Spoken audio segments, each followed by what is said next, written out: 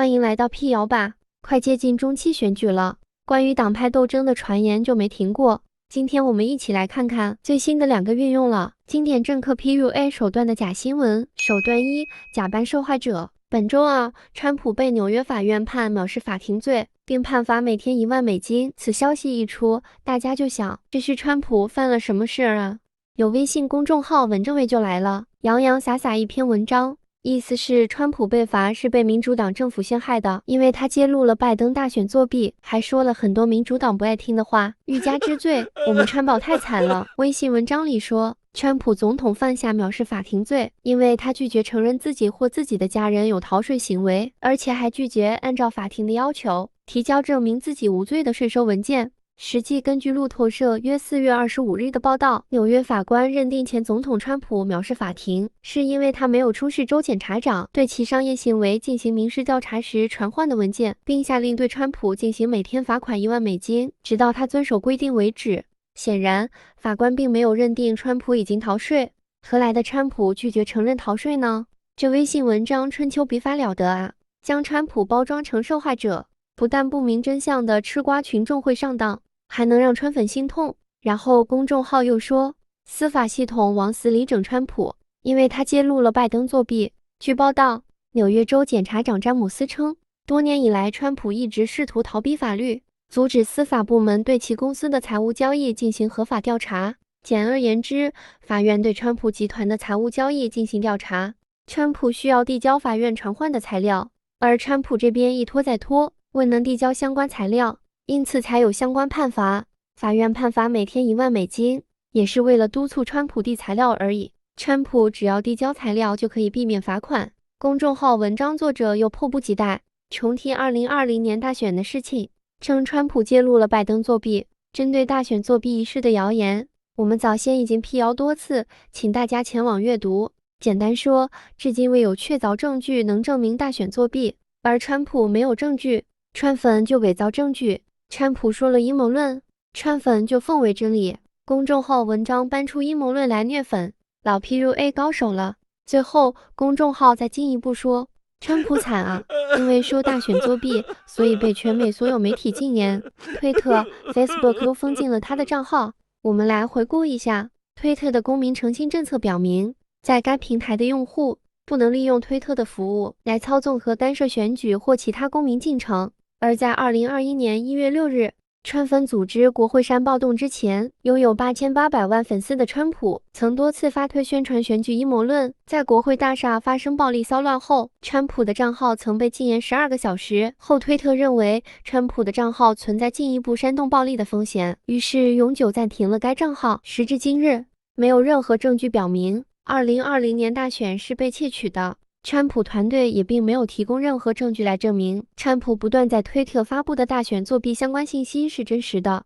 作为时任总统，川普一次又一次的明示暗示选民欺诈，而所谓证据只有川粉捏造的假信息。川普发的推特和其在集会上的言论，是1月6日国会山暴动的直接导火索。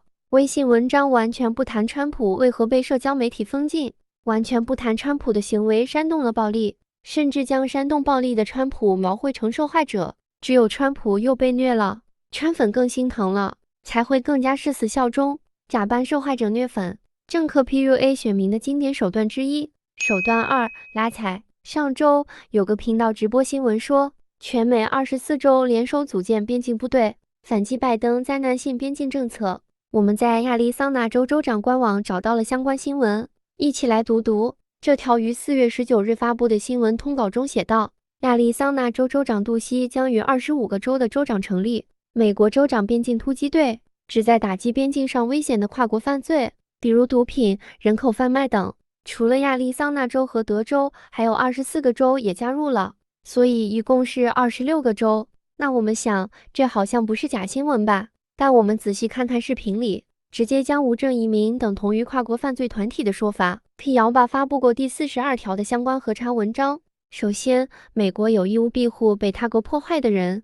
其次，无证移民想要留在美国需要通过移民官员的评估，这也说明了联邦并不会任由犯罪团体放肆。但视频中反复将美国庇护无证移民的概念偷换成民主党欢迎犯罪分子入境的概念，让人误以为只要一个国家承担庇护移民的义务，就等于纵容跨国犯罪。这种看似不经意的逻辑类比，其实是充满恶意的。标题和视频中提到的多州联手反击拜登边境政策，无非是说各共和党州反对民主党执政政府决定废除第42条的做法。尽管第42条是包装成公共卫生措施的反移民政治性举措，但是川普制定的政策，共和党人就要说好。看起来共和党州都担心边境安全问题，想要打击跨国犯罪。但是显然，亚利桑那州州长和德州州长的一系列举措，先是德州州长安排大巴送无证移民到国会，又是亚利桑那州州长牵头组建突击队，并旗帜鲜明地将自己与联邦政府对立，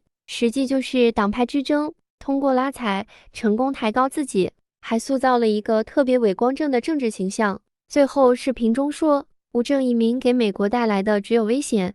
本来这种污名化移民群体的谣言我们已经批过多次了，却仍然没法消除人心中的阴暗污秽。那我们再找来一组数据供大家参考。根据2021年的调查，2019年有超过420万来自墨西哥的移民是无证移民，他们占美国1030万无证移民中的40.8%以上。96.7%墨西哥无证工人正在工作并为经济做出贡献，他们对美国的关键行业至关重要，包括农业、建筑业以及旅游和酒店业。墨西哥无证移民是美国经济的重要贡献者，仅在2019年，他们赚取了近920亿美元的家庭收入，贡献了近98亿美元的联邦、州和地方税收。此外，墨西哥无证移民拥有超过822亿美元的消费能力，这些钱通常会随着他们在住房、消费品和服务上的消费而回流到当地经济。数据证实了无证移民为美国经济做了巨大的贡献。本期视频我们总结了2个经典的政客 PUA 选民的手段，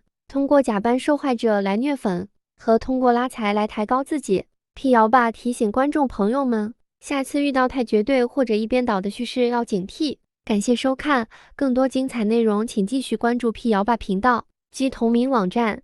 那我们下期再见吧。